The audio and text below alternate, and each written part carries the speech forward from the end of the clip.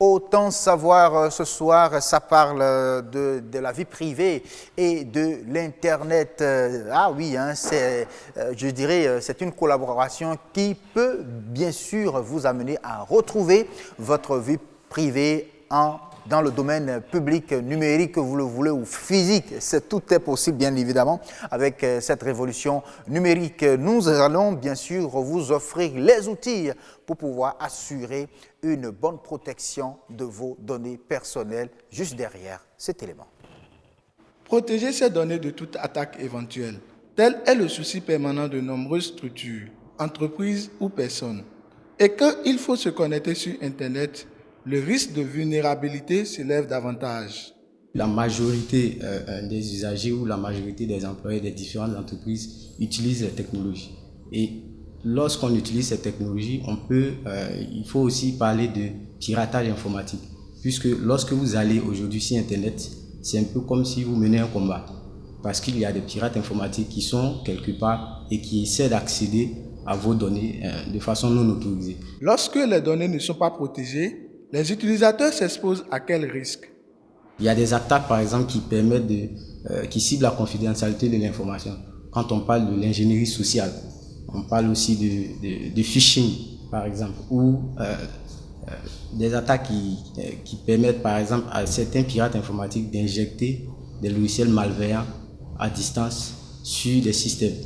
Et lorsque ces logiciels malveillants sont sur ces systèmes, on peut, par exemple, contrôler votre clavier, on peut contrôler votre webcam, on peut par exemple déclencher le microphone de votre ordinateur portable ou de votre téléphone afin d'écouter des conversations autour. Certaines astuces sont toutefois recommandées pour éviter la piraterie de ces données sur Internet. Il y a des techniques aussi qui permettent de se protéger. D'abord, il faut savoir ce qu'on met sur Internet. Ce n'est pas tout qu'on peut mettre sur Internet. Voilà. Et il y a aussi, par exemple, l'utilisation des mots de passe robustes.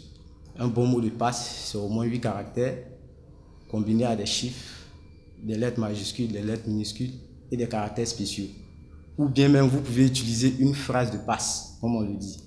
Il faut utiliser des antivirus et aussi éviter tout ce qui est antivirus craqué, comme on le dit. Disons les mises à jour aussi qu'il faut effectuer au niveau de vos systèmes d'exploitation, au niveau des navigateurs que vous utilisez. Il faut dire qu'en 2016, les données de 57 millions d'utilisateurs d'Uber ont été piratées. Leur adresse électronique et numéro de téléphone, leur nom et numéro de permis également. Une preuve s'il en fallait de l'importance que revêt la protection des données. Oui, en plateau à présent, nous allons recevoir pour vous M. Adebada. Bonsoir. Bonsoir. Merci beaucoup d'avoir accepté notre invitation de venir sur ce plateau. C'est toujours un plaisir d'être avec vous. Oui, je sais que dans le domaine du numérique également, vous êtes juriste. Ça va nous aider, bien sûr, à appréhender de façon plus large possible, je dirais, cette question concernant la protection des données personnelles. Oui, c'est très important. Bonsoir à vous, Aniatoni Fadebello. Assioum Gaba, bonsoir. C'est un plaisir de vous retrouver sur ce plateau. Mesdames et messieurs, bonsoir chez vous. Nous sommes de plus en plus présents sur Internet. On y travaille, on s'amuse dessus. On est sur les réseaux sociaux, on fait des recherches sur Google et sur les différents moteurs de recherche. Et on oublie que derrière toutes ces activités-là que nous menons, il y a tout un tas de personnes qui sont derrière et qui collectent ces données-là, qui peuvent être considérées comme étant nos données personnelles. C'est pourquoi nous avons choisi de parler de ce sujet. Moi, ma première question à Adebada, c'est de savoir si on peut dire qu'on a une vie privée sur Internet. D'abord, vous avez parlé de données en disant qu'on peut considérer comme nos données personnelles. Donc, quand vous donnez votre nom, votre prénom, votre numéro de téléphone, tout ce qui est rattaché à vous sont de vos données personnelles. Quand vous-même vous donnez vos goûts, vos couleurs préférées, ce sont vos données personnelles. Et maintenant, quand tu as parlé de vie privée, qu'est-ce que nous mettons dans le privé? C'est ce que nous ne voulons pas laisser, on ne voudrait pas que tout le monde ait accès à ce type d'informations par rapport à notre vie. Et donc, nous faisons tout pour cacher ça. Alors, quand nous allons sur les réseaux sociaux ou bien quand nous allons sur Internet, nous avons deux types de données. Il y a les données que nous donnons nous-mêmes parce que nous remplissons des formulaires. Il y a les données que nous donnons involontairement à notre insu et qui pourraient être récoltées sans notre consentement. Alors, de façon crue, si on veut parler, on peut dire qu'on n'a pas de vie privée en tant que telle sur Internet, parce que chaque fois que nous y allons, nous laissons des traces. Et ce sont ces traces qui permettent à ceux qui sont derrière de pouvoir collecter des données et d'en faire ce qu'ils veulent divers usages. D'accord. Les usages ne sont pas forcément négatifs, nuisibles, mais les usages n'ont pas toujours notre assentiment avant d'être mis en place. Parce qu'il devait avoir notre assentiment normalement. Oui, normalement, on devrait avoir notre assentiment, parce que si nous ne sommes pas d'accord qu'on utilise telle donnée par rapport à nous, cela ne se fera pas.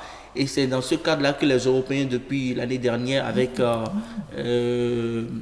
RGPD, ils ont mis en place la réglementation générale sur la protection des données, qui oblige aujourd'hui les grands groupes, la GAFA, Google, Amazon, Facebook et Apple, et d'autres, à demander l'avis des utilisateurs avant d'utiliser leurs données. D'accord. Maintenant, on aura le temps de revenir sur les petits cookies. Moi, j'aimerais quand même qu'on puisse parler de ces recherches-là que nous effectuons. Parce que même quand vous allez sur Facebook, il y a des pages que vous recherchez dans la barre de recherche. Vous essayez d'identifier tel ou tel autre ami avec qui vous avez fait école. Ça fait autant de possibilités pour ceux qui sont à la recherche de ces données-là. Comment on s'assure qu'après avoir effectué ces recherches, tout redevienne neutre et qu'on n'ait plus de crainte? D'abord avec l'évolution juridique aujourd'hui, parce que la liberté de l'homme est consacrée par la Déclaration universelle des droits de l'homme, oui. Et on la retrouve aussi au niveau de notre pays, comme dans la plupart des pays. Nous devons faire attention à ce que nous mettons sur Internet. D'accord. On ne peut pas mettre tout sur Internet, parce que chaque fois que vous envoyez une information, l'information, dès qu'elle vous quitte, ne vous appartient plus. Elle tombe dans un domaine public. Ah oui? Oui, forcément. Même si vous tombez sur des sites sécurisés qu'on n'identifie pas le protocole HTTPS ou la présence du cadenas, dès que vous envoyez, le temps du transfert d'un serveur à un autre, c'est crypté. Mais dès que ça tombe sur le serveur, ce n'est pas crypté sur le serveur. Donc le hacker ou le pirate qui arrive à avoir accès à ce serveur a des informations sur vous. Et le plus gros des espions que nous avons sur nous tous les jours, c'est notre portable. Oui, avec le système de géolocalisation, par exemple. Oui, le smartphone, il donne des tas d'informations sur vous. Parce qu'avant de pouvoir se connecter à Internet, il est obligé de se connecter à un certain nombre de serveurs et de faire des échanges. Et c'est des échanges continus. Alors, chaque fois que nous téléchargeons une application gratuite, on lui donne des autorisations. Vous voulez, oui, je veux avoir accès à vos photos, à vos contacts même. À vos contacts. À votre... Et puis nous on dit oui parce qu'on en a besoin. On dit oui parce qu'on en a besoin, mais nous oublions que derrière, nous donnons... Finalement, rien n'est gratuit sur Internet. Non. Chaque fois que vous allez quelque part, on vous propose la gratuité, sachez que le produit, c'est vous. Il ne faut pas s'y tromper. Donc, j'aime bien cette phrase-là. Chaque fois qu'on vous propose la gratuité sur Internet, c'est que le produit, c'est vous. Oui. Ah oui. Parce que vous voyez, aujourd'hui, je ne vous connais pas, Nian Bello. Je vais sur votre page Facebook. Je peux pirater votre page Facebook. Il suffit que je change la langue, mais en US, en américain US. Et là, j'ai des moteurs qui sont propres aux États-Unis, qui ne sont pas censés être au niveau du pays, des francophones ou en France. Mais là, je pourrais avoir des informations sur vous. Je peux voir les photos que vous avez likées. Je peux voir vos amis. Et en recoupant les informations entre les photos que vous likez et vos amis, je peux savoir à peu près qui vous êtes. Définir votre profil. Mais, et à 70%, ça réussit. 70%, c'est un taux de pourcentage qui est énorme. Hein? J'espère que vous savez de quoi vous parlez. Donc les premières manières de se prémunir et d'essayer d'avoir une vie privée, beaucoup de jeunes le font aujourd'hui, ils ont des pseudos ou des avatars, donc ils se créent une autre personnalité. Parce que ce que nous oublions souvent, les réalités dans le monde physique sont les mêmes que dans le monde virtuel. Pas que je vous coupe, hein, quand vous parlez des pseudos par exemple, on se rend compte qu'aujourd'hui sur les réseaux sociaux, il y en a beaucoup qui ne mettent pas leur nom et prénom tels qu'on les connaît. Ils préfèrent s'inventer une vie, s'inventer des noms. Est-ce que pour vous, c'est déjà une solution pour éviter qu'on ne remonte directement à vous? Bon, c'est un début de solution. Parce que techniquement, celui qui s'y connaît peut, par recoupement, savoir que c'est vous qui vous cachez derrière tel pseudo. Il suffit qu'en voulant me connecter, je me connecte avec la même connexion, en voulant travailler, qu'en voulant jouer avec mon pseudo. Si j'utilise la même connexion, c'est forcément que c'est moi. D'accord. Il y a l'identifiant. Voilà. Combien de personnes ont le réflexe d'avoir deux connexions différentes pour pouvoir faire des choses différentes sur Internet? Mais comment trouvez-vous alors cette information selon laquelle les États-Unis demandent aujourd'hui que pour toute demande de visa, que vous donniez vos coordonnées Facebook, par exemple? Oui, à la limite, c'est pas du tout normal parce que chacun de nous doit quand même jouir de sa liberté pleinement tant que vous n'entravez pas la liberté des autres. Mais aujourd'hui, dans un contexte où le terrorisme est en train de prendre de l'ampleur et que le terrorisme prend plusieurs formes. Oui, il est très présent sur Internet, c'est peut-être le lieu de le dire aussi. Tout le monde trouve cet argument-là pour aller là où il ne devrait pas aller. Et on va fouiller dans la vie privée, savoir qui vous êtes, qu'est-ce que vous faites et tout. Et à partir de là, on accepte de vous donner le visa ou pas. D'accord. Par exemple, quand vous allez dans les aéroports, c'est souvent on trouve des Wi-Fi. Des Wi-Fi gratuits. Et on se lance dedans. Attention, parce que derrière, il y a des gens qui collectent des données. Et on peut vous arrêter parce que vous avez utilisé un mot-clé. Il y a des gens qui se sont retrouvés en train d'être pratiquement mis en prison parce qu'il s'est amusé à dire ouais, mais je vais faire un coup de terrorisme. Il a juste écrit. Il embêtait quelqu'un comme ça, il rigolait. Mais ça ne se fait pas. Nous sommes dans un contexte où on doit faire très attention à ce qu'on dit et ce qu'on fait. Finalement, Internet n'est pas la cour du roi Péto, comme on le dit. Hein. Il faut faire attention et à ce qu'on y met et à ce qu'on dit. Oui, il faut faire attention à ce qu'on y met et à ce qu'on dit et s'assurer que ce qu'on fait à un moment donné ne vous sera pas préjudiciable. Oui.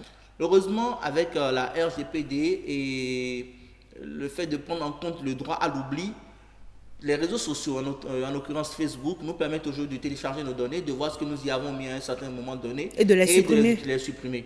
Et la suppression, elle est effectivement définitive. D'accord.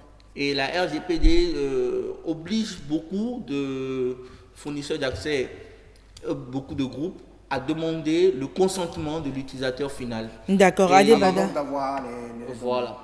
Adébada, il nous reste très peu de temps, mais je pense que c'est également le lieu de revenir sur le code du numérique au Bénin ici, qui s'essaie quand même dans la protection des données personnelles. Mais je me demande si ce code aura prévalence sur le lieu, parce que la plupart de ces GAFA-là ne sont pas hébergés sur le territoire béninois. Qu'est-ce que vous en pensez? Le code numérique en lui-même est avant-gardiste. Il ne faut pas être chauviniste, mais il faut dire quand même qu'en tant que Béninois, on doit être fier de ce code. Quoi qu'il y a beaucoup de choses encore à corriger dans ce code-là pour le parfaire et pour l'harmoniser avec certains tests africains, notamment les droits digitaux au niveau de l'Union africaine. Parce qu'aujourd'hui, je donne juste un exemple tu vois, si par exemple moi, Adé, j'envoie, je sais pas moi, un message et que Assoum, il relaie le message, il n'est pas responsable de mon message. Il a relayé le message, c'est moi qui suis la base. Donc, il ne peut pas avoir la même responsabilité que moi. Oui. Vous voyez, donc, il y a de ces aspects qu'il faut peut-être revoir, corriger. Et je sais que, vu notre génie, on va faire beaucoup mieux. Notre code est un exemple à suivre et à parfaire. D'accord. Et seulement qu'il faudrait qu'aujourd'hui, nous arrivons tous à l'appréhender et que tous, autant les utilisateurs finaux qui sont consacrés dans le livre 6, que tous les autres acteurs puissent vraiment lire le code et réagir par rapport à ce code-là. Oui, on a aussi un livre qui est consacré entièrement à la protection des données personnelles. Donc, on aura probablement le temps de revenir sur les livres du code du numérique avec Adébada et avec d'autres acteurs aussi. Merci d'être avec nous. Je crois que ce qu'il faut retenir, mesdames et messieurs, c'est que sur Internet, on n'est pas vraiment libre. Dès qu'on s'engage à y aller...